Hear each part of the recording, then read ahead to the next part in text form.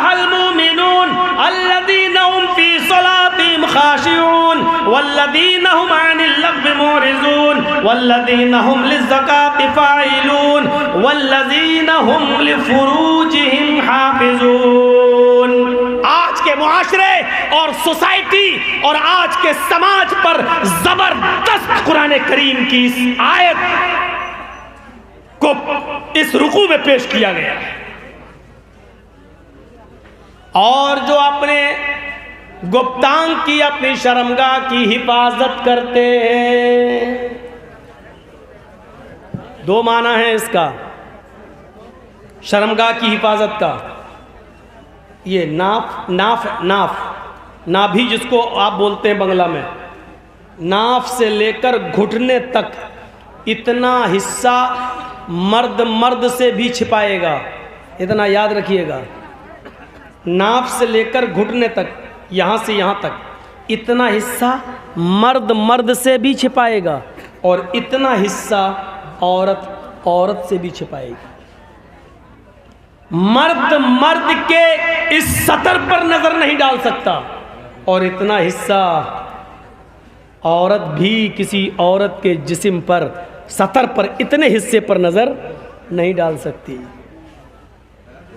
शरीयत की नजर में अब सुबह वॉकिंग में जाना और टहलना और सिर्फ पैंटी पहन लेना, अंडरवियर इतना घुटने से ऊपर और उसी में जोकिंग करना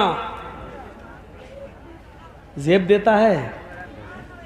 और फिर जब मर्द का ये हिस्सा नहीं देख सकता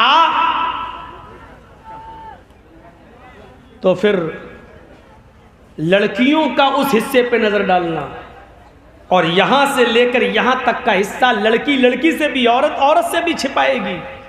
लेकिन आज घुटने से ऊपर जितना कपड़ा आ रहा है उतनी ही वो आज मॉडर्न लड़की कहलाई जा रही है।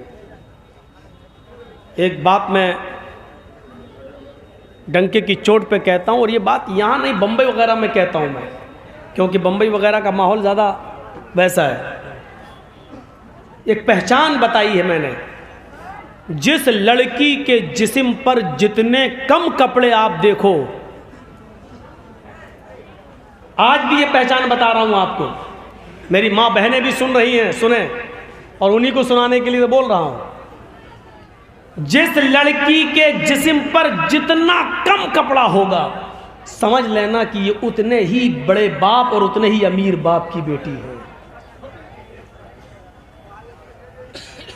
कपड़ों के साइज की कमी उनके माँ बाप की दौलत का एड्रेस देती है, पता बताती है कि इनका बाप कितना अमीर है।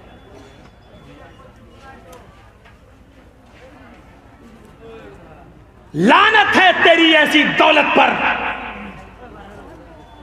जो अपनी बेटी को 5 मीटर का कपड़ा लाकर नहीं दे सकता। और बड़े फख्र के साथ, कौन है? मेरी बहन है। बहन नहीं बोलते, सिस। अब तो सिस्टर से भी सिस रह गया, मदर से मोम रह गया, ब्रदर से ब्रो रह गया, कुछ दिनों के बाद खाना से खाना रह जाए, पीना से पीना रह जाए। बहुत शॉर्टकट में ये दुनिया चल रही है।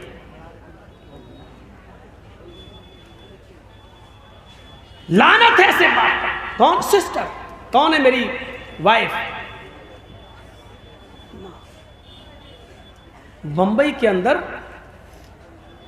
मेरा फुफेरा भाई अभी टाटा हॉस्पिटल में, उसका पैर अभी काटा गया है पूरा कैंसर की वजह से। मैं वहीं था, पूरा 1 महीना मैं वहीं रहा हूँ, और अभी कल का प्रोग्राम करके फिर वहीं जाना है, क्योंकि अभी बॉम्बे से हॉस्पिटल से तो छुट्टी मिल गई, लेकिन अभी बार बार जाना पड़ रहा है हर दूसरे तीसरे दिन उसको लेके। उसके बाप नहीं है, माँ नहीं है, तो हम ही एक अकेले उसको बेचारे का लेके पड़े हुए हैं वहाँ। 70 साल की बुढ़ियाँ भी लगती नहीं है कि 70 साल की हो। कौन सा पेंट करती हैं चेहरे पर। हाँ, ये अलग बात है कि पानी अगर डाल दिया जाए या बारिश हो जाए तो उनके बच्चे भी उनको पहचान नहीं पाएंगे, ऐसे निकलते। पता नहीं कौन सा सामान लगाती हैं कि वो 70 साल की भी लगती 17 साल की है, हॉस्पिटल में भी नहीं पहचान पा रहे। इस मेकअप ने इंसान को ऐसा बना दिया, कितना खतरनाक। और जब 70 साल की बुढ़ियों में भी जवानी चढ़ी है तो उनकी 18-16 साल की लड़कियों में फिर कैसी ओरियानियत हो, ताज्जुब करेंगे आप।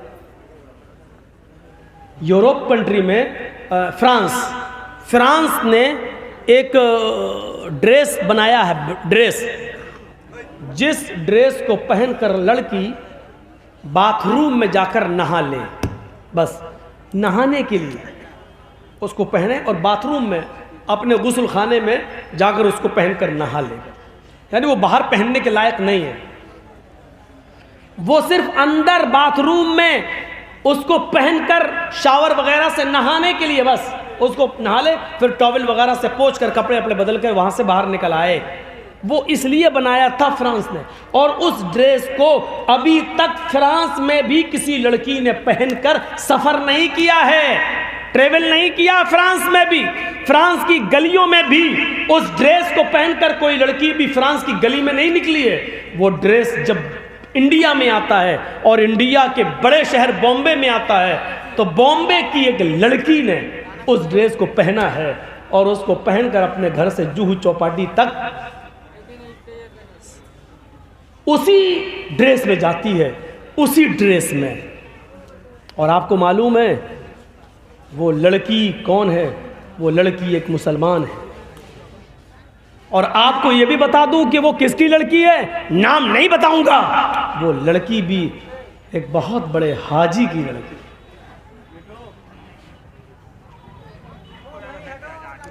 कहां जा रहा हमारा मुआशरा?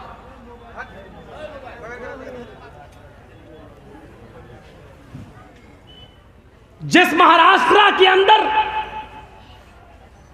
और महाराष्ट्र की मिनी राजधानी कैपिटल नागपुर के अंदर षड्यंत्र रचे जा रहे हों,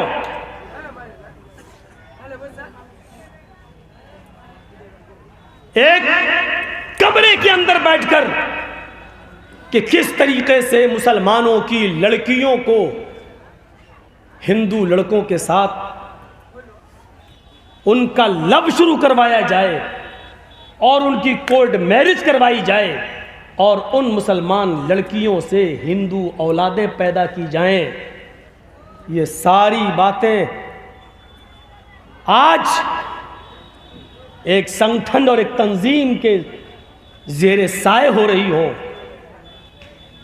और इस कारनामे को ऐसे अंजाम दिया जा रहा है कि कॉलेज और यूनिवर्सिटियों में वैकेंसी निकाली जाती है। वैकेंसी, इतनी सीटें खाली हैं अल्पसंख्यक अकलियत के लिए, और जब उन कॉलेजेस और यूनिवर्सिटियों में मुसलमान लड़के उस वैकेंसी को देखकर जाते हैं और अप्लाई करते हैं तो कहा जाता है कि लड़कों के लिए जितनी सीटें थी वो भरी जा चुकी हैं, अब जो सीटें खाली हैं वो लड़कियों के लिए हैं। और फिर वो सीटें लड़कियों से पुर की जाती हैं, सिर्फ मुसलमान लड़कियों से।